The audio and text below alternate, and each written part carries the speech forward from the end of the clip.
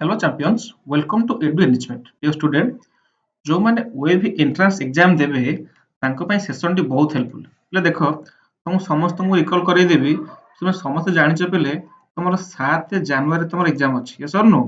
ତ ତମ ପାଖରେ ଟାଇମ ଆଉ ବହୁତ କମ। ତ ସମସ୍ତେ ପଢାପଢିରେ ପୁରା ଫୋକସ ଦିଅ, ଟାଇମ ଜମା ବି ଲସ୍ କରନି, ଠିକ ଅଛି? ତ ଦେଖ ଆମେ ଆଜି କଣ କରିବା, ଦେଖ ଗୋଟେ ପ୍ରିଭିୟସ ଇୟର ସେଟ୍ ପୁରା ଓରିଜିନାଲ କ୍ୱେଶ୍ଚିନ୍ ପେପର ହେଲା। ଏ ଯୋଉ କ୍ୱେଶ୍ଚିନ୍ ତକ ଆମେ କରିବା ପୁରା completely original real question paper ଇଏ ହେଲା। ତ ଆମେ ଆକୁ ସଲ୍ଭ କରିବା। ଆଜି ଆମେ ଦେଖ ମୁଁ ସମସ୍ତଙ୍କୁ କହିଛି ତମର କଣ କହ ନା ଇଂଲିଶ ରହିବ, ଗଣିତ ରହିବ, ବିଜ୍ଞାନ ରହିବ, ସୋସିଆଲ ସାଇନ୍ସ ରହିବ, ଠିକ ଅଛି? ତ ଆମେ ଆଜି ସେସନରେ କଣ କରିବା ନା ଯୋଉ ତ ଗଣିତ କ୍ୱେଶ୍ଚିନ୍ ତକ ଅଛି, ତ ମ୍ୟାଥ କ୍ୱେଶ୍ଚିନ୍ ତକ ସେତକ ଆମେ କମ୍ପ୍ଲିଟଲି କରିଦବା ହେଲା। ସମସ୍ତଙ୍କୁ ଆଉ ଗୋଟେ କଥା କଣ ନା ପିଲା ଦେଖ ଏଇ ଯୋଉ କ୍ୱେଶ୍ଚିନ୍ ତକ ନା କ୍ୱେଶ୍ଚିନ୍ ତକ ବୋଥ ଲାଙ୍ଗୁଏଜରେ ଅଛି। କ୍ୱେଶ୍ଚିନ୍ ତକ ଓଡ଼ିଆରେ ଅଛି, ଇଂଲିଶରେ ବି ଅଛି ହେଲା। ତ ସମସ୍ତେ ତମେ ଓଡ଼ିଆ ମିଡିୟମ ପିଲା ହୁଅ କି ତମେ ସିବିଏସଇ ପିଲା ହୁଅ, ସମସ୍ତଙ୍କ ପାଇଁ କ୍ୱେଶ୍ଚିନ୍ ଟା ମାନେ ବୋଥ ଲାଙ୍ଗୁଏଜରେ ଅଛି। ଦେଖ 14 ନମ୍ବର ଓଡ଼ିଆରେ ଦେଇଛି, ଏପଟେ ଇଂଲିଶରେ ଦେଇଛି। ତ କିଛି କାହାର ପ୍ରୋବ୍ଲେମ ହବାର ନାହିଁ। ସମସ୍ତେ ପ୍ରାକ୍ଟିସ କରିବା, ସମସ୍ତ ସେସନକୁ ଲାଷ୍ଟ ଯାଏଁ ଦେଖ, ବହୁତ ବେନିଫିଟ ହବ। ତମେ ବାରମ୍ବାର କହିଛି ଦେଖ ତମକୁ ପ୍ରିଭିୟସ ଇୟର କ୍ୱେଶ୍ଚିନ୍ ୟୁଟ୍ୟୁବରେ କେହି କରୁନଥିବେ, କାହିଁକି? ସେମାନେ ଆଡୁ ସାଡୁ କ୍ୱେଶ୍ଚିନ୍ ଯାହା ବି କରିଦେବେ, କିନ୍ତୁ ତମେ ଦେଖ ଏ କ୍ୱେଶ୍ଚିନ୍ ତ କରିକି ଯାଅ, ସାମ୍ପଲ ସେଟ୍ ଯୋଉଟା ସେଗୁଡ଼ା କରିକି ଯାଅ। ତମେ ଦେଖିବ ତମେ ଏଣ୍ଟ୍ରାନ୍ସ ଏକ୍ଜାମରେ ତମେ ବସିଥିବ, କ୍ୱେଶ୍ଚିନ୍ ସବୁ କପି ପେଷ୍ଟ ପୁରା ହେଇଥିବ। ତମକୁ ଲାଗିବ ସତରେ କ୍ୱେଶ୍ଚିନ୍ ଲିକ୍ ହେଇଗଲା କି, ତମେ ସେମିତି ଫିଲ୍ ହବ, ବୁଝୁଛ ନା ନାଇଁ? ସେଥିପାଇଁ କହୁଛି ସମସ୍ତେ କ୍ଲାସ ଡେଲି କର, ଯେତେ ଦିନ ତମେ ଟାଇମ ରହିଲା ତମେ କ୍ଲାସ ତମେ ଡେଲି କର ହେଲା, ଠିକ ଅଛି? ତମେ ଲେଟ୍ କରିବାନି, ଆମେ କ୍ୱେଶ୍ଚିନ୍ ଷ୍ଟାର୍ଟ କରିବା। ବାକି ଆଉ ଗୋଟେ ସମସ୍ତଙ୍କୁ କହିବି ସେସନକୁ ସମସ୍ତେ ଲାଇକ୍ କରିଦିଅ ଆଗ ହେଲା। ସେସନକୁ ଲାଇକ୍ କରିଦିଅ, ତମ ସାଙ୍ଗମାନଙ୍କ ସହିତ ସେୟାର କରିଦିଅ। ଯୋଉମାନେ ଚ୍ୟାନେଲରେ ନୂଆ ଅଛ ଚ୍ୟାନେଲ ସବସ୍କ୍ରାଇବ କରିଦିଅ, ଠିକ ଅଛି? ତାହେଲେ ଲେଟ୍ କରିବାନି ହେଲା। ଆଚ୍ଛା ହଉ ଦେଖିବା ଫାର୍ଷ୍ଟ କ୍ୱେଶ୍ଚିନ୍ ଦେଖିବା, ଲେଟ୍ କରିବାନି, ଦେଖିବା କ୍ୱେଶ୍ଚିନ୍ ଟା। ଦେଖ ମ୍ୟାଥ କ୍ୱେଶ୍ଚିନ୍ ଦେଖ ଆଗ, ପୁରା ସବୁତକ ସିଲେକ୍ଟିଭ କ୍ୱେଶ୍ଚିନ୍ ହେଲା। ଦେଲା କଣ ଦ୍ୟାଟ ଇଜ ଯୋଉ ଦେଖ 14 ନମ୍ବର ଦେଇଛି, ଏପଟେ କ୍ୱେଶ୍ଚିନ୍ ଓଡ଼ିଆ, ଏପଟେ ଇଂଲିଶ ଦେଇଛି। କଣ ଦେଇଛି ଏ ଯୋଉ ଚିତ୍ର ଦେଇଛି ଆମକୁ 4ଟା ଅପସନ ଦେଇଥିବ ହେଲା। 4ଟା ଅପସନ ଯୋଉ ଦେଇଛି ଏଥି ମଧ୍ୟରୁ କହିବା କଥା ଯୋଉ 4ଟା ଦେଇଛି ଇମେଜ ଦେଇଛି ଏଥି ମଧ୍ୟରୁ କେଉଁ କୋଣ 90 ଡିଗ୍ରୀ ମାପରୁ ଅଧିକ? Which of the angles shown in the figure I double I third IV are greater than 90 degree? એટલે 90 ଡିଗ୍ରୀରୁ ଅଧିକ କିଏ? ଆମେ ସେଇ ଇମେଜଟାକୁ ଦେଖିକି କହିବା। ଦେଖିଲ એટલે ଦେଖ এই ଯୋଉ ଘଟା ବା ଅପସନ 4 ଟା, ଏଇ 90 ଡିଗ୍ରୀରୁ ଅଧିକ କି? ନା, 90 ରୁ ଅଧିକ ନୁହଁ। ତାହେଲେ ପିଲା ଆମେ ଜାଣିଛେ 90 ଡିଗ୍ରୀଟା ମାନେ କଣ, ଆଇଦର ଏମିତି ହେଇଥିବ ନହେଲେ ଏଇଭଳିଆ ହେଇଥିବ, yes or no? କିନ୍ତୁ ପିଲା ଦେଖ ଅପସନ ସି ଯାହାକୁ ଆମେ ଗ କହିବା, ପିଲା 90 ଡିଗ୍ରୀରୁ ଅଧିକ, yes or no? ଆଉ ଗୋଟେ ତମକୁ କହିଥିଲି ଦେଖ ପିଲା ଆକ୍ଚୁଆଲି ଏଇ ଯୋଉ 14 ନମ୍ବର କ୍ୱେଶ୍ଚିନରେ 14 ନମ୍ବର କ୍ୱେଶ୍ଚିନରେ ଦେଖ ଆକ୍ଚୁଆଲି ସେମ୍ ଟାଇପର ଯୋଡ଼େ ଅପସନ ଅଛି, କ ଅପସନ ବି ଅଛି। ତ ଏଠି ଆମେ କହିପାରିବା ଏ ଫାର୍ଷ୍ଟ ଅପସନଟା ମଧ୍ୟ 90 ଡିଗ୍ରୀରୁ ଅଧିକ ହବ। କ୍ଲିୟର? ଆଚ୍ଛା ଏବେ ଦେଖିବା ନେକ୍ସଟ କ୍ୱେଶ୍ଚିନ୍। ନେକ୍ସଟ କ୍ୱେଶ୍ଚିନ୍ ଦେଖିବା କଣ ଦେଲା, ଦ୍ୟାଟ ଇଜ ଚାରୋଟି କୋଣର ପରିମାଣ ମାପ ନିମ୍ନରେ ଦିଆଯାଇଛି 115 ଡିଗ୍ରୀ, 35 ଡିଗ୍ରୀ, 90 ଡିଗ୍ରୀ, 80 ଡିଗ୍ରୀ। ସେହି ମାପ ଗୁଡ଼ିକ ମଧ୍ୟରୁ ସ୍ଥୂଳ କୋଣର ମାପଟି ସମକୋଣର ମାପ ଠାରୁ କେତେ ହବ? ଫାର୍ଷ୍ଟ କଥା ଏଇଟା ଇମ୍ପୋର୍ଟାଣ୍ଟ କ୍ୱେଶ୍ଚିନ୍ କାହିଁ କହୁଛି ନା, ମୁଁ ଯେତେବେଳେ ତମ ଦେଖିଥିବ, ମୁଁ ଯେତେବେଳେ ତମର ସବୁ ପ୍ରିଭିୟସ ସବୁ ସାମ୍ପଲ ସେଟ୍ ବା ମଡେଲ ପେପର କରେଇଥିଲି, ଯେତେବେଳେ ବାରମ୍ବାର କହିଛି ଏଇ ଯୋଉ କନସେପ୍ଟ କ୍ୱେଶ୍ଚିନ୍ ତମର ବହୁତ ଆସିବ।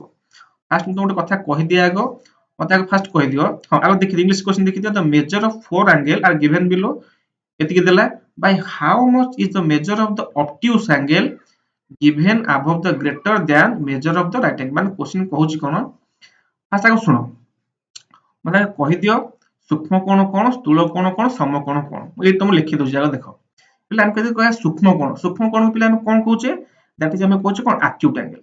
ଆମେ ଜାଣିଛେ ପିଲେ ଆକ୍ୟୁଟ ଆଙ୍ଗେଲ ମାନେ କଣ, ଦ୍ୟାଟ ଇଜ ଯେଉଁ କୋଣ 90 ଡିଗ୍ରୀରୁ କମ, ବା ସୂକ୍ଷ୍ମ କୋଣ କହିଲେ କଣ ଯେ 90 ଡିଗ୍ରୀରୁ କମ। ତାହେଲେ ଆମେ କହିପାରିବା କଣ ନା ଲେସ୍ ଦ୍ୟାନ ଯେ 90 ଡିଗ୍ରୀ, या ना नहीं? ସମସ୍ତେ ମନେ ରଖ, ଇମ୍ପୋର୍ଟାଣ୍ଟ ତମକୁ ହେଲା। ଦେନ୍ ଆକ୍ୟୁଟ ଦେନ୍ ଅବଟ୍ୟୁଜ। ଅବଟ୍ୟୁଜ ମାନେ କଣ, ବା ଯାହାକୁ ଆମେ କହୁଛେ ସ୍ଥୂଳ କୋଣ। ଅବଟ୍ୟୁଜ ମାନେ କଣ, ସ୍ଥୂଳ କୋଣ କଣ ନା ଯିଏ 90 ଡିଗ୍ରୀରୁ ଅଧିକା। ଆମେ କହିପାରିବା କଣ ଦ୍ୟାଟ ଇଜ ମୋର ଦ୍ୟାନ 90 ଡିଗ୍ରୀ, या ना नहीं? ମୋର ଦ୍ୟାନ 90 ଡିଗ୍ରୀ। ବାକି ଆସିଲା ଆଉ ଗୋଟେ କଣ ନା ରାଇଟ ଆଙ୍ଗେଲ। ରାଇଟ ଆଙ୍ଗେଲ ମାନେ କଣ, ଦ୍ୟାଟ ଇଜ କମ୍ପ୍ଲିଟଲି 90 ଡିଗ୍ରୀ ସମାନ ଥିବ, ଯାହାକୁ ଆମେ କହୁଛେ ସମକୋଣ। ତାହେଲେ ପ୍ରଥମଟା ପିଲେ ସୂକ୍ଷ୍ମ କୋଣ, ଦ୍ୱିତୀୟଟା ଅବଟ୍ୟୁଜ କହିଲେ ସ୍ଥୂଳ କୋଣ, ରାଇଟ ଆଙ୍ଗେଲ କହିଲେ ସମକୋଣ। ଏତକ କ୍ଲିୟର ହେଲା?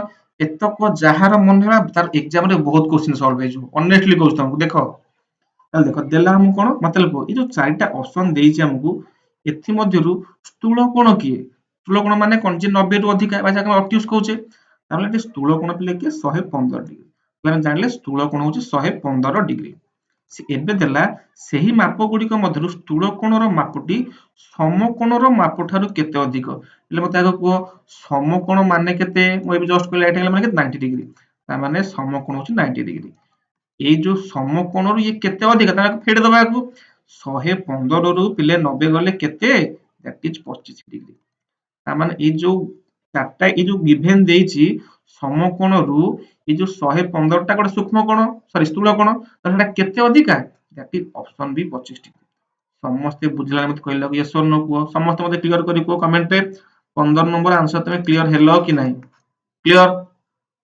सेशन भला कि ना नहीं अच्छा देन देखिबा हमें क्वेश्चन नंबर 16 એટલે क्वेश्चन नंबर 16 देला कोन ना देखो तुम कहछि बारंबार प्रतिसमरु क्वेश्चन पढिबो पढिबो पढिबो आसीछि क्वेश्चन देखो प्रतिसमरु जब तुम सिमेट्री कहछ हला माने सिमेट्री मु तुम कहछि ना नहीं प्रीवियस टोटली गोटे सेशन करैछि केमते सिमेट्री रो तार मीनिंग कोनटा डेफिनेशन कोन केमते हम सॉल्व करिया એટલે ପଚାରିଲା ଉପରେ ଥିବା ଚାରଟା ଯୋଉ ଅପସନ ଦେଇଛି ଏଥି ମଧ୍ୟରୁ କେଉଁଟି ପ୍ରତିସମ ଚିତ୍ର ନୁହେଁ ନୁହେଁ ପଚାରିଛି ନଟ ଦେଇଛି ଦେଖ ସିମେଟ୍ରି କି ହବନି ମୁଁ କହିଛି ତମ ପ୍ରତିସମ ମାନେ କଣ ପ୍ରତିସମ ମାନେ ଯେମିତି ଆମେ ଗୋଟେ ଇମେଜ କୁ କମ୍ପ୍ଲିଟଲି ଗୋଟେ ସାଇଡ ରୁ କାଟିଲେ ଯେମିତି ଉଭୟ ପଟ ସେମ ହୋଉଥିବେ ତାହେଲେ ଦେଖିବା ଏଠି କୋଉଟା ଆନ୍ସର ହବ ଦେଖ ପିଲେ ଅପସନ କ ଟାକୁ ଆମେ କ ଟାକୁ ଏଉଠୁ ଏ ଯୋଉ ଫାଷ୍ଟ ଇମେଜ ଟାକୁ ଆମେ ଏଉଠୁ ସମାନ ଭାବରେ କାଟି ପାରିବା ପାରିବା ତାହେଲେ କ ଟା ତ ହବ ପିଲେ ଖ ଟାକୁ ହବନି ଗ ଟାକୁ ଆମେ ଦେଖ ଗ କୁ ଅପସନ ସି କୁ ଆମେ ଏଉଠୁ ପ୍ରତିସମ ହିସାବରେ ମଝିରେ କାଟି ପାରିବା ସେମିତି ଘ କୁ ମଧ୍ୟ ଏମିତି ଆମେ କାଟି ପାରିବା କିନ୍ତୁ ପିଲେ ଦେଖ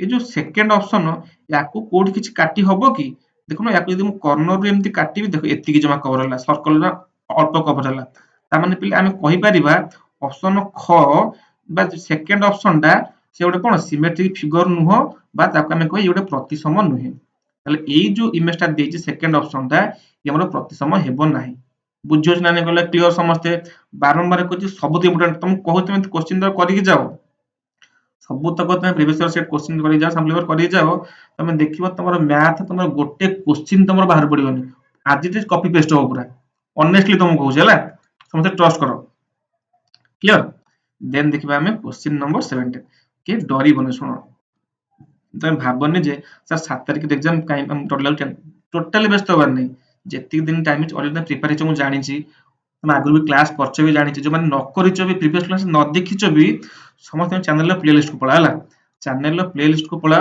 सेट तुम देखिबो सबुरो विज्ञान रो बहुत सारा क्वेश्चन आंसर हेची बहुत सारा मॉडल पेपर हेची गणित रो इंग्लिश रो हेची एसएस रो बहुत सारा तो समस्त चैनल विजिट करो बहुत सेट में पाई परिबो हला ठीक अछि एबे देखिबा हमें क्वेश्चन नंबर 17 क्वेश्चन नंबर 17 कोनला देखो ना गोटिए आयतक्षेत्र दैर्घ्य देला 72 प्रस्थ 18 सेमी जदि गोटिए वर्ग क्षेत्रर क्षेत्रफल सह एई आयतक्षेत्रर क्षेत्रफल समान हुए तेबे वर्ग क्षेत्रटीर प्रत्येक बाहुर दैर्घ्य उसना टिके इंग्लिश रे पढदवा the length and breadth of a rectangular 72 centimeter and 18 centimeter respectively how much is the length of the each side of the square whose area is equal to that of triangle माने ଆମକୁ ଏଠି ଗୋଟେ ଦେଇଛି ଗୋଟେ rectangle ମାନେ ଗୋଟେ ଆୟତକ୍ଷେତ୍ର ଦେଇଛି ଦେଲା ଗୋଟେ ଆୟତକ୍ଷେତ୍ରର ଦୈର୍ଘ୍ୟ ଦେଲା କେତେ ଦୈର୍ଘ୍ୟ ଦେଲା 72 ପ୍ରସ୍ଥ ଦେଲା କେତେ ବ୍ରେଥ ଦେଲା କେତେ 18 ଦେଲା ତାହେଲେ ମତେ କୁହ ଆୟତକ୍ଷେତ୍ରର ଏରିଆ ବା କ୍ଷେତ୍ରଫଳ ସୂତ୍ର କଣ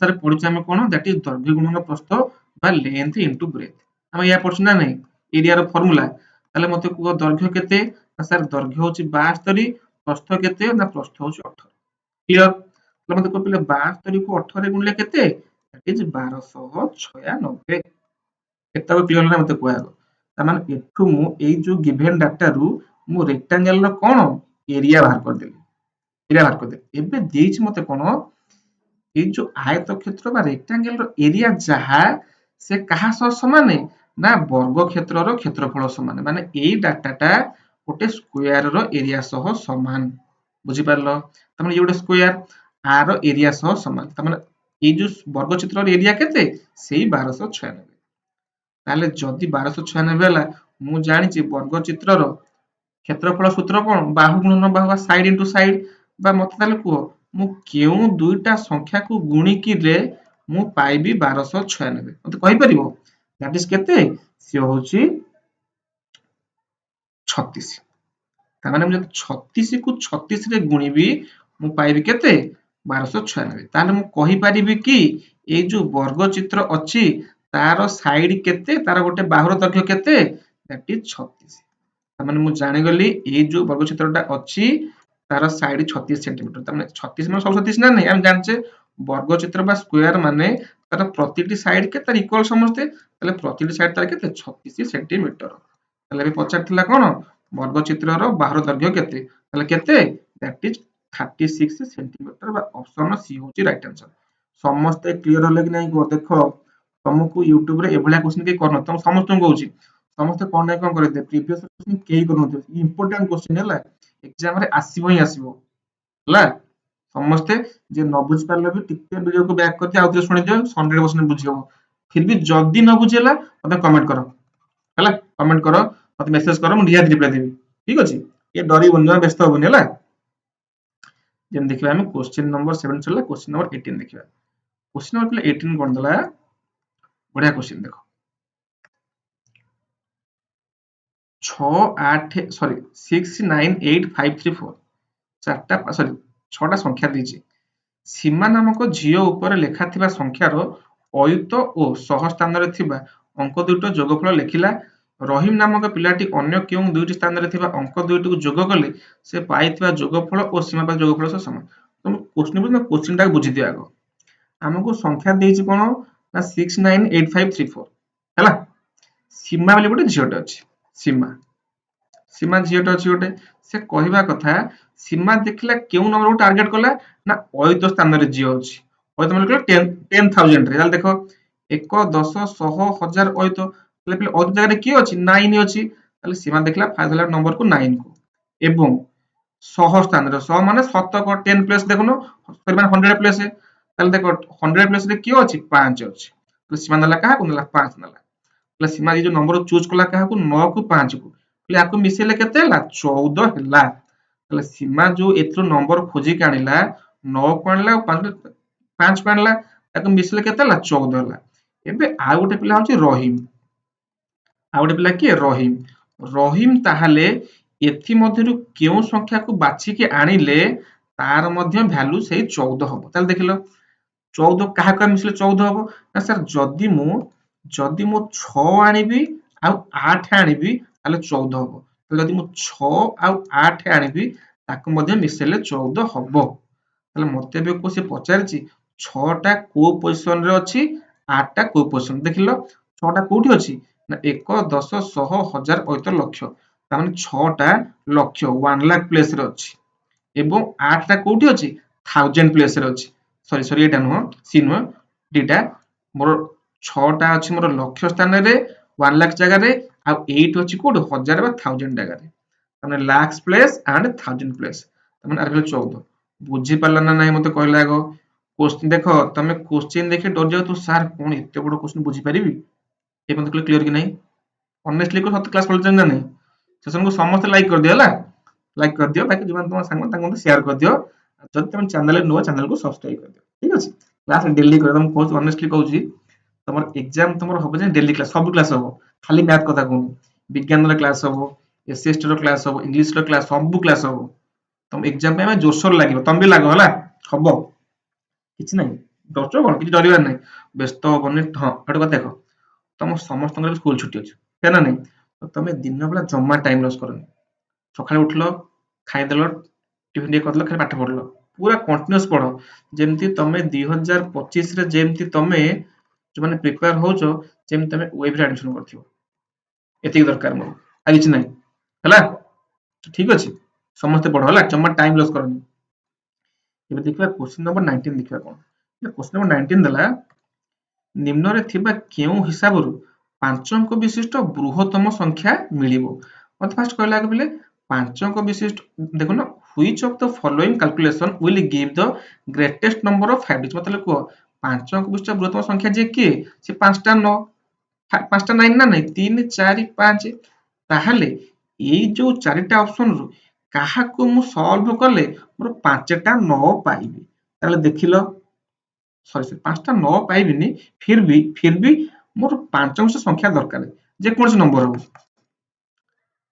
ଯେକୌଣସି ରୁହ ସେ ଦେଇଛି କ'ଣ ହଁ କେଉଁ ହିସାବରୁ 5 ଅଙ୍କ ବିଶିଷ୍ଟ ବୃହତ୍ତମ ସଂଖ୍ୟାଟି ପାଇବା ଦେଖିଦେବା ଆମେ। ତାହେଲେ ଦେଖିଦେବା ଫାର୍ଷ୍ଟ ଅପସନ୍ ଦେଖିଦେବା ଅପସନ୍ ଏ 4 ଅଙ୍କ ବିଶିଷ୍ଟ ବୃହତ୍ତମ ସଂଖ୍ୟାରେ ଗୁଣିବା କେତେ ନା 10 ପ୍ଲସ୍ 1 11। ତା ମାନେ ଯଦି ମୁଁ ଏଠି 4ଟା 9ରେ ମୁଁ ଏଠି 11 ମଲ୍ଟିପ୍ଲାଏ କଲି ଦ୍ୟାଟ୍ ଇଜ୍ କେତେ ପାଇଯିବି ମୋର 6 ଅଙ୍କ ହେଇଯିବ 109 989 ହେଇଯିବ। ଏତିକି ତ 6 ଅଙ୍କ ହେଇଗଲା। ତା ମାନେ ଏଇଟା ହବନି। ଅପସନ୍ ବି ଦେଖିବା 3 ଅଙ୍କ ବିଶିଷ୍ଟ ବୃହତ୍ତମ ସଂଖ୍ୟା ଗୁଣନ 100 ପ୍ଲସ୍ 9 ମାନେ 109।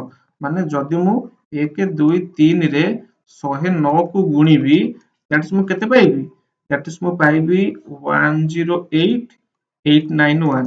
ଇଏ ପିଲେ 6 ଅଙ୍କ ହେଇଯାଉଛି। ତାମାନେ ଅପସନ୍ ବି ହବନି। ଏବେ ଦେଖିବା ଅପସନ୍ ସି ଦେଖିବା 4 ଅଙ୍କ ବିଶିଷ୍ଟ କ୍ଷୁଦ୍ରତମ ସଂଖ୍ୟା ଇଣ୍ଟୁ 100 ମାଇନସ୍ 1 ମାନେ 99। ମାନେ ଯଦି ମୁଁ 4ଟା 9 କ୍ଷୁଦ୍ରତମ ଦେଇଛି ତାମାନେ ଯଦି ମୁଁ 1ରେ 3ଟା 0କୁ ମଲ୍ଟିପ୍ଲାଏ କରିବି 99 ସହ ତାହେଲେ ପିଲେ ମୁଁ ପାଇବି କେତେ ଦ୍ୟାଟ୍ ଇଜ୍ 99,000 ପାଇବି। ତାମାନେ ଦେଖିଲ ଇଏ ମୋର କେତେ ଅଙ୍କ 5ଟା ଅଙ୍କ ହଉଛି କି 1 2 3 4 5। ତାମାନେ ଅପସନ୍ ସି ହଉଛି ମୋର ରାଇଟ୍ ଆନ୍ସର। କାହିଁକି ନା 4 ଅଙ୍କ ବିଶିଷ୍ଟ କ୍ଷୁଦ୍ରତମ ସଂଖ୍ୟା ସହ ଯଦି ମୁଁ 99କୁ ମଲ୍ଟିପ୍ଲାଏ ହେଲେ 100 ମାଇନସ୍ 1 99 ନୁହଁ ଯଦି 99କୁ ମଲ୍ଟିପ୍ଲାଏ କରିବି ତାହେଲେ ତା ଭ୍ୟାଲୁ କେତେ ଆସୁଛି ଦ୍ୟାଟ୍ ଇଜ୍ 99,000 କେବଳ ହିଁ ଆସିବ। ତ ଇଏ ଏକ 5 ଅଙ୍କ ବିଶିଷ୍ଟ ସଂଖ୍ୟା। ତ ଏଇଟା ହଉଛି ମୋର କ'ଣ ରାଇଟ୍ ଆନ୍ସର। କାରଣ ଦେଖୁନ ୟାକୁ ସଲ୍ଭ କଲେ କେତେ ଆସିବ ଅପସନ୍ ଡି କୁ ଇଏ ଆସିବ 9800 ଆସିବ। ଇଏ ହଉଛି 4 ଅଙ୍କ ବିଶିଷ୍ଟ ସଂଖ୍ୟା। ତ ଦରକାର ମତେ 5 ଅଙ୍କ ଦେଇଛି ନା ମତେ ଦରକାର 5 ଡିଜିଟ୍ ବାଲା। ତ 5 ଡିଜିଟ୍ ବାଲା କିଏ ହବ ଦ୍ୟାଟ୍ ଇଜ୍ ଅପସନ୍ ସି ହଉଛି ମୋର ରାଇଟ୍ ଆନ୍ସର। କ୍ଲିୟର କି ନାହିଁ କୁହ? ସବୁତକ ଏ ପ୍ରିଭିୟସ୍ ଇୟର କ୍ୱେଶ୍ଚିନ୍ ଇଆଡୁ ସିଆଡୁ କ୍ୱେଶ୍ଚିନ୍ ଏକ୍ସାମ୍ ରେ ଆସିଥିବା କ୍ୱେଶ୍ଚିନ୍ ଏଇ ଟାଇପ୍ ର କ୍ୱେଶ୍ଚିନ୍ ହିଁ ଏକ୍ସାମ୍ ରେ ଆସିବ 100% ହେଲା। ଏ କନସେପ୍ଟ ବାହାରୁ କ୍ୱେଶ୍ଚିନ୍ ନାହିଁ। କ୍ୱେଶ୍ଚିନ୍ ସେ କୁଆଡୁ ଆଣିବେ? ଠିକ ଅଛି ସମସ୍ତେ ଦେଖ ହେଲା। ଏବେ ଦେଖିବା ଆମେ କ୍ୱେଶ୍ଚିନ୍ ନମ୍ବର 20। 20 ଦେଲା କ'ଣ ନା ଗୋଟିଏ ପ୍ରାଥମିକ ଶ୍ରେଣୀରେ ତୃତୀୟ ଚତୁର୍ଥ ପଞ୍ଚମ ଶ୍ରେଣୀରେ ପଢୁଥିବା ପିଲା ସଂଖ୍ୟା ନିମ୍ନରେ ଦିଆଯାଇଛି। ପ୍ରତି ଶ୍ରେଣୀର ପିଲାମାନଙ୍କୁ ଛୋଟ ଛୋଟ ଦଳ ଭାଗରେ ବଣ୍ଟାଯିବ। ସମସ୍ତ ଦଳରେ ସମାନ ସଂଖ୍ୟାର ପିଲା ରହିବେ। ତେବେ ତୃତୀୟରେ ଦେଲା 32 ଜଣ, ଚତୁର୍ଥରେ ଦେଲା 28 ଜଣ, ପଞ୍ଚମରେ ଦେଲା 36 ଜଣ। ତେବେ ପ୍ରତି ଦଳରେ ଥିବା ପିଲା ସଂଖ୍ୟା ଅତି ବେଶୀରେ ଏ ୱାର୍ଡଟା ମନେ ରଖିଥା ଅତି ବେଶୀ କେତେ ପିଲା ରହିବେ। ଇଂଲିଶରେ ପଢିଦବା number of student studying in class 3 4 5 ରେ ପିଲା ଦେଇଦେଲା 32 28 36 ଜଣ। ଏଇଠି ଦେଖ what would be the maximum number of student in each group will have। ଏଇଥିଲା ୱାର୍ଡଟା ଦେଲା maximum ତା ମିନ୍ସ ପିଲେ କ'ଣ କହିଲ HCF। ମାନେ ଏଇ ଯୋଉ ସଂଖ୍ୟାର ଆମେ HCF ବାହାର କରିବା ବା ଗସାଗୁ ଆମେ ଏଠି କାଢିବା। ତାହେଲେ ଆମେ ଏଠି ପିଲେ ଗସାଗୁ କାଢିବା କାହାର 32 28 36 ର। ତାହେଲେ ମତେ ପିଲେ କୁହ 32 28 ଆଉ 36 ର ଲସାଗୁ ନୁହେଁ ଗସାଗୁ। ପିଲେ ଗସାଗୁ କେତେ ହବ ଦ୍ୟାଟ୍ ଇଜ୍ ଅପସନ୍ ଡି 4। କାରଣ ଦେଖୁନ 4ଟା 32 ରେ କଟୁଛି 4ଟା 28 ରେ କଟୁଛି 4ଟା 36 ରେ ବି କଟୁଛି। ଆମେ ଆଖି ବୁଜି ନ ସଲ୍ଭ ଡାଇରେକ୍ଟ କହିଦବା ଅପସନ୍ 4 ବା 4 ହଉଛି HCF ବା ଗସାଗୁ। ତାମାନେ ପ୍ରତି ଗ୍ରୁପରେ ମ୍ୟାକ୍ସିମମ୍ ଟୁ ମ୍ୟାକ୍ସିମମ୍ 4 ଜଣ ପିଲା ରହିପାରିବେ। ବୁଝିଲା କି ନାହିଁ କୁହ? LCM ମାନେ ଦେଇଥିଲେ କ'ଣ ଦେଇଥାନ୍ତା ଲିଷ୍ଟ କମନ ମଲ୍ଟିପୁଲ ସବୁଠାରୁ କମ। HCF ମାନେ କ'ଣ ହାଇଏଷ୍ଟ କମନ ଫ୍ୟାକ୍ଟର। ତାମାନେ ଅପସନ୍ 4 ହଉଛି ମୋର କ'ଣ ରାଇଟ୍ ଆନ୍ସର। କାରଣ ଦେଖନ୍ତୁ ଦେଖ 32ଟା 8 ରେ କଟୁଛି କିନ୍ତୁ 28ଟା 8 ରେ କଟୁନି। 7ଟା 28 ରେ କଟିବ କିନ୍ତୁ 32 କଟିବନି। କଟିବ କେବଳ କି 4ଟା। ତାମାନେ ଅପସନ୍ ଡି ହଉଛି ମୋର କ'ଣ ରାଇଟ୍ ଆନ୍ସର। ବୁଝିଲା କି ନାହିଁ? ଅନେଷ୍ଟଲି ବିଶ୍ଲେଷଣ ଭଲ ଅଛି ନା ନାହିଁ? ଆଚ୍ଛା ଦେନ୍ ଦେଖିବା ଆମେ question number 21। Question number 21 play कौन दिला 21 ଦେଇଛି କ'ଣ ନା 16 ର 12 ଗୁଣ 16 ର 16 ର 12 ଗୁଣ 8 ର 20 ଗୁଣ ଇଜ ଇକ୍ୱାଲ ଟୁ 32 ର କେତେ ଗୁଣ ହବ ବା 12 times of 16 20 times of 8 equal to केते टाइम्स ऑफ 32। किछि नै क्वेश्चन केते इजी कहलो इले 16 को तमे 12 रे गुणिबो 16 को 12 रे गुणिबो। अच्छा एबे ताको मिसेबो काको 8 रो 20 गुण माने 8 को 20 रे गुणिबो इज इक्वल टू तो केते हो मत कहला को 16 को 12 रे गुणिले केते केते हिजबो 192। सेमती 20 को 8 रे गुणिले केते हिगला 160। ताले 192 को 160 रे पिले मिसेइले केते दैट इज 352। ताने पिले ए जो बां पटटा को सॉल्व कली ତାହେଲେ କେତେ ଆସିଲା ଦ୍ୟାଟ୍ ଇଜ 352 ଆସିଲା। ସେ ପଚାରିଛି ଯୋଉ 32 ର କେତେ ଗୁଣ 352, ତାମାନେ ମୁଁ କହିପାରିବି 32 ର କେତେ ଗୁଣ ହେଲେ ସେ 352 ହବ। ତାମାନେ 32 କୁ 352 କୁ ଯଦି ପିଲେ ମୁଁ 32 ରେ ହରିଦେବି ମୁଁ ପାଇଯିବି। ପାଇଯିବି ନା ପାଇଯିବିନି? ତାମାନେ ପିଲେ ଯଦି ଡାଇରେକ୍ଟ କଥା କହିବାକୁ ଗଲେ ଯଦି ପିଲେ ମୁଁ 32 ରେ 11 କୁ ଗୁଣୁଛି ତାହେଲେ ମୁଁ ପାଇବି କେତେ ଦ୍ୟାଟ୍ ଇଜ 352। ତାହେଲେ ଏପଟ ସଂଖ୍ୟାର ମୂଲ୍ୟ 32 ର କେତେ ଗୁଣ ଦ୍ୟାଟ୍ ଇଜ 11 ଗୁଣ। ତାମାନେ ଅପସନ ଏ ହଉଛି ମୋର କଣ ରାଇଟ ଆନ୍ସର। ବୁଝିଲା କି ନାହିଁ କୁହ? ସମସ୍ତେ କ୍ଲିୟର 100%? କ୍ଲିୟର ତ? ଆଚ୍ଛା, ଶୁଣ ଯାହାର ବି ଡାଉଟ୍ ମତେ କମେଣ୍ଟରେ ଜଣାଇବ, ନିହାତି କହିବି ତମକୁ ହେଲା। ଆଚ୍ଛା, ଏବେ ଦେଖିବା ନେକ୍ସଟ କ୍ୱେଶ୍ଚିନ୍ 22 ନମ୍ବର କ୍ୱେଶ୍ଚିନ୍। 22 କଣ ଦେଲା? ନିମ୍ନ ବାକ୍ୟରେ ଥିବା ଖାଲି ଘରେ କେଉଁ ସଂଖ୍ୟା ରହିବ? 1/24 କୁ ମୁଁ କେତେ ଥର ନେଇକି ଯୋଗ କଲେ ସଂଖ୍ୟା ମୋର 1/3 ହେବ? ଏଟା କ୍ୱେଶ୍ଚିନ୍ ଟେ ଇଜି କ୍ୱେଶ୍ଚିନ୍ ଟେ, ମାନେ ଟ୍ରିକି କ୍ୱେଶ୍ଚିନ୍ ଟେ। ସେ କହିବା କଥା 1/24 ଏମିତି ମୁଁ କେତେ ଥର ମିଶେଇ ଗଲେ ମୋର ମୂଲ୍ୟଟା କେତେ ହେବା ଦରକାର? That is 1/3। ବୁଝିଲ ନା ନାହିଁ? ଦେଖିଲ ମତେ କୁହ, ମୁଁ ଯଦି 1/24 କୁ ମୁଁ 10 ଥର ମିଶେଇକି ଲେଖିବା ଯାହା, ମୁଁ ଲେଖିପାରିବି କି 1/24 କୁ 10 ରେ ଗୁଣିବା ସେଇଆ? କାହିଁକି ମୁଁ ବାରମ୍ବାର ମିଶେଇ କାହିଁ ଯିବି? ଜାଣିଛି ଏଇ ସଂଖ୍ୟାଟା ବାରମ୍ବାର ଲେଖା ହଉଛି ମାନେ ସେତିକି ଗୁଣ 10। ମୋ କହିବା କଥା ବୁଝୁଛ ନା ନାହିଁ? ତ ଏବେ କହିବା କଥା ଦେଇଛି କଣ ନା 1/24। ତାମାନେ 1/24 ରେ ଯଦି ପିଲେ ମୁଁ 8 ଗୁଣିବି, 8 ଗୁଣିଲେ ପିଲେ କେତେ ହେଇଯିବ? 8 କୁ 24 କାଟିଲେ କେତେ? 3 ହେଇଯାଉନି? ତାମାନେ ଉପରେ ରହିଲା 1, ତଳେ ରହିଲା 3। ତାମାନେ କେତେ?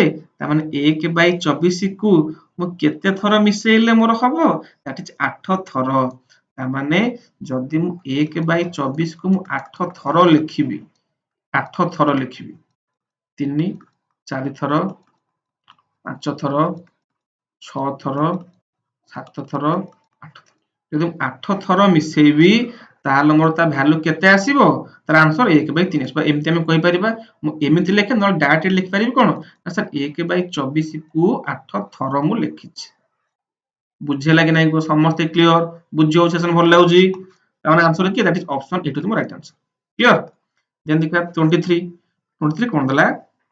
23 କଣ ଦେଲା ଦେଖିଦବା। 3/8 ଦେଇଛି, 4/9 ଦେଇଛି। ଏଠି କେତେ ରହିବ? ସଂଖ୍ୟାଟି କେତେ ରହିବ? ତାପରେ 6/13। ଆଚ୍ଛା, ସଜିଆ ହେଇଛି ପିଲେ କୋଉଠି ଦେଖ ନା ଆସେଣ୍ଡିଂ ଅର୍ଡରରେ, ମାନେ ସାନରୁ ବଡ କ୍ରମରେ। ତାମାନେ ପିଲେ 3/4 ଟା ସବୁଠାରୁ ସାନ, ତାଠୁ ଟିକେ ବଡ 4/9, ତାଠାରୁ ଏଇ ମଝିରେ ତାର ଟିକେ କିଏ ବଡ ବସିବ ଯେ କି 4/9 ଠାରୁ ବଡ ହେଇଥିବ, 6/13 ଟିକେ ସାନ ହେଇଥିବ। ତାହେଲେ ମତେ କ୍ୱେଶ୍ଚିନ୍ ନମ୍ବରଟା କିଏ ଦେଖ। ତମେ ଏଠି ସଲ୍ଭ କଲେ ତମକୁ ଟାଇମ ଲାଗିବ। ତମର ଗୋଟେ ଟ୍ରିକ୍ ଅଛି ଦେଖ, ଉପରେ ଦେଖ ଲବ ସବୁ ଦେଖ, ନ୍ୟୁମରେଟରରେ ଉପରେ 3 ଅଛି, 4 ଅଛି। ତାମାନେ ଅବଭିୟସଲି ଇନକ୍ରିଜିଂ ଅର୍ଡର ଅଛି।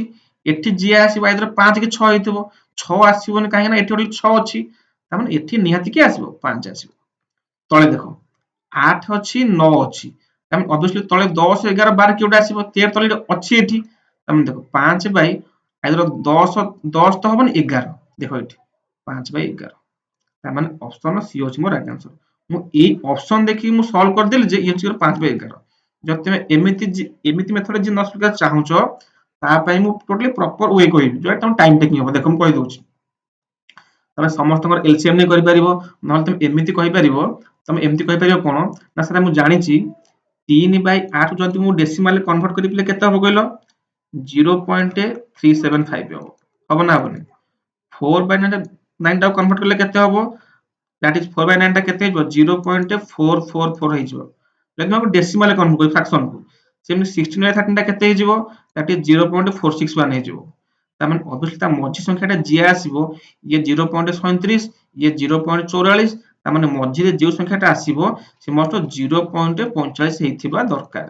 ତାମାନେ ତମେ ଦେଖ 5/11 କୁ ତମେ ଡିଭାଇଡ ତାକୁ ଡେସିମାଲ କନଭର୍ଟ କର, ତାର ଭ୍ୟାଲୁ 0.454 ଆସିବ। ତାହେଲେ ତମେ ଏକ୍ସାମରେ ତମେ ଏତିକି ଜିନିଷ କରିବ ନା ତମେ ତମ ବେସିକ ଆଇଡିଆ ଗୋଟେ ଲଗେଇ ଟ୍ରିକ୍ ଲଗେଇକିରି ତମେ ଆନ୍ସର ସଲ୍ଭ କରିଦବ? ମତେ ବୁଝି ହଉଛି ନା ନାହିଁ?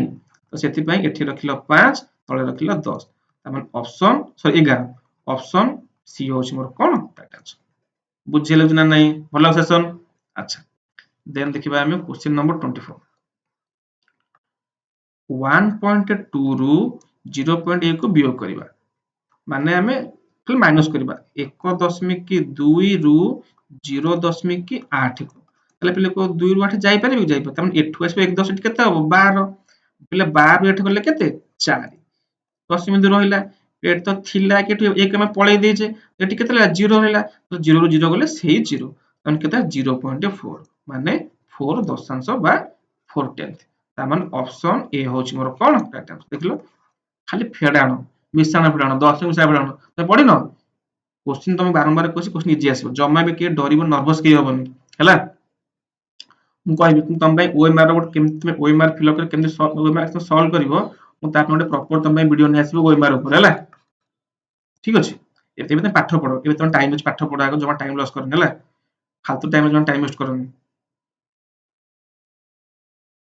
देन देखबा एबे क्वेश्चन नंबर 25 देखबा 25 कोन दला जणे क्षीर वाला पाखरे 2 लिटर 700 मिलीलीटर क्षीर थिला माने हम जानछे गोटे लिटर पिले से माने केते 1000 मिलीलीटर 2 लिटर माने 2000 मिलीलीटर 2 मिलीलीटर 7 मिलीलीटर माने केते 2700 माने ये 2000 ये पुनी केते 700 ता माने टोटली हम पाखरे 2700 मिलीलीटर क्षीर अछि एबे छाड़ो मते एति कथा कुआ मन कर तम पार 27 टंका अछि मैं 27 टंका अछि तमे 3 जण सांग अछ तमे 2 जण सांग अछ सांग मु कहया कथा तम सांग जेतिकी टंका नबो तमे ताठारु द्विगुण अधिका नबो ता माने मु 27 टंका को संपूर्ण 3 भाग रे बांटीबी ता माने जण केतना पडिबो 9 टंका लेखा पडिबो ता माने तम सांग नला सब 9 टंका तमे नबो केते टंका मु कहिछि कोन तमे द्विगुण नबो ताल तम सांग नला 9 टंका तमे केते टंका नबो 18 टंका नबो ता माने मते एबे कुहो तमे तम सांग ठारु केते अधिका आनिचो 9 टंका अधिका आनिचो ता माने आंसर की हबो 9 एठी डिटो सेही कांसेप्ट सेही क्वेश्चन देछि एति थिला क्षीर जणे चाहा दुकानी हरीश और सिराज समस्त क्षीर को बांटी नेले हरीश जेतिकी क्षीर नेला सिराज तार 2 गुण क्षीर अधिका नेला तेबे हरीश ठारु सिराज केते क्षीर अधिका नेला ताले मु एबे कहली 2 लिटर 700 माने केते टोटल 2700 मिलीलीटर एमएल ताहले मन कर हरीश नेला केते क्षीर हरीश नेजी सब जो 900 ml रो क्षीर ताहले सिराज केते नबो ता डबल नबो द्विगुण ता माने 1800 क्षीर नबो ताहले देखो 1800 900 27 हे जाउनी ता माने एबे कहबा कथा हरीश सिराज ठार केते अधिका क्षीर नेछि ता माने आटो से 900 अधिका क्षीर नेछि ता माने आंसर की that is option A 900 millilitre बुझे लाग नै कहलो केते इजी क्वेश्चन देखो क्वेश्चन बडो थरे बुझी गले क्लियर आंसर तुम जीवन से कर दबो यस और नो अच्छा देन देखिबा एबे क्वेश्चन नंबर 26 बढ़िया question time question one time तमे कोन गला भुवनेश्वर जाइछ बुलिया तमे जतले भुवनेश्वर बाहरलो तमे 11:40 रे बाहरलो मो कथा सुनो मो कथा आगो क्वेश्चन था मो कथा सुनो तमे बाहरले केतले 11:40 रे घर बाहरलो तमे बस रे बसिलो तमे घर ठार भुवनेश्वर जिबाकू तमको समझे 3 घंटा 30 मिनिट टाइम लागिला तमे घर बाहरले 11:40 रे तमको टाइम लागला 3 घंटा 30 मिनिट तमे देखो 11 रु 11 तो ऐड करियो कोन 3 घंटा 30 मिनिट को ले 11 पर के 12 टा गोटे 2 टा 3 टा 3 टा हे गला एबे एपडो 40 मिनिट ये 70 मिनिट ता माने केते 40 30 के 70 हे गोटे घंटा पळौची ता माने पुनी केते 11 पर 12 टा गोटे 2 टा 3 टा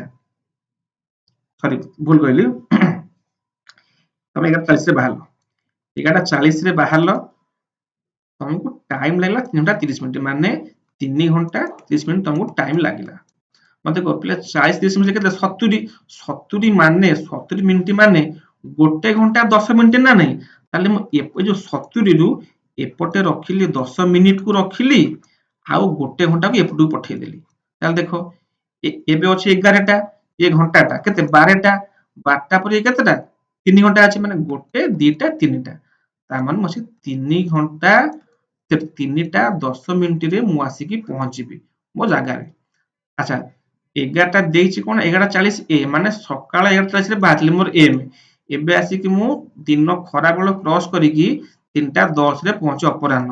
ତାମାନେ ମୋର କିଏ 3:10 କଣ ପିଏମ୍ ନା ଏଏମ୍ ହବ? That is option D PM ହବ। ଏଟା ବୁଝିପାରିଲ ନା ବୁଝିପାରିଲେ ମତେ କୁହ ସମସ୍ତେ କ୍ଲିୟର? କିଛି ନାହିଁ ଟାଇମର। ତମେ ବାହାରିଥିଲ 11:40 ରେ ତମକୁ ଲାଗିଲା ଟାଇମ 3:30 । 11:40 ରୁ 12:40 ୱେଟ୍ କହିଦଉଛି ଦେଖ।